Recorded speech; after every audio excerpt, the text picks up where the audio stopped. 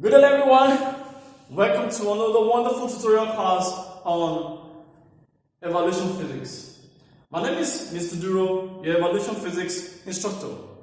In today's class, I'm going to run you through a simple work example on electric current. So sit back while I run you through the example.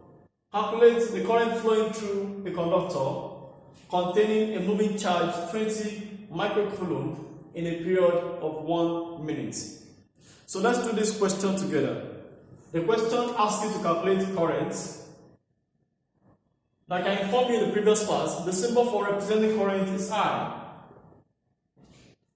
Containing a moving charge, the symbol for representing charge is Q. In a period of 1 minute, the period stands for time, which is represented by the letter T. If you recollect from the previous class, I made you understand mathematically that current I is equal to Q all over T. So this makes the work simplified. I was given charges, I was given time, I'm looking for current. So all I need to do is to substitute the values of charges and time given into this expression and I get my answer. But look at the quantity of charge given. Q in the question was given as 20 microcoulomb.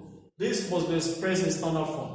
A micro in physics is times 10 raised to the power minus 6 coulomb. That is perfect. What about time?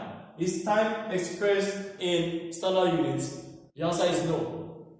The standard unit for time in physics is seconds. So we have to change 1 minute to seconds.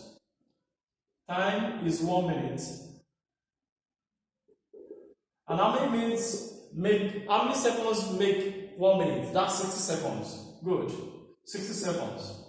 So that I'll be able to change this to standard form and I'll be able to change this to seconds. So that I can go ahead and substitute the values into the formula. Therefore, current I is equal to 20 times 10 raised to the power minus 6 divided by 60. 0 cancels 0, 2 here 1, 2 here 3. And that is 1 over 3 multiplied by 10 raised to the power minus 6. 1 over 3 is 0.333, which is a recurring decimal. I can leave it in 3 decimal places, multiplied by 10 raised to the power minus 6. Now, this is not the standard form. You have to change this to standard form totally.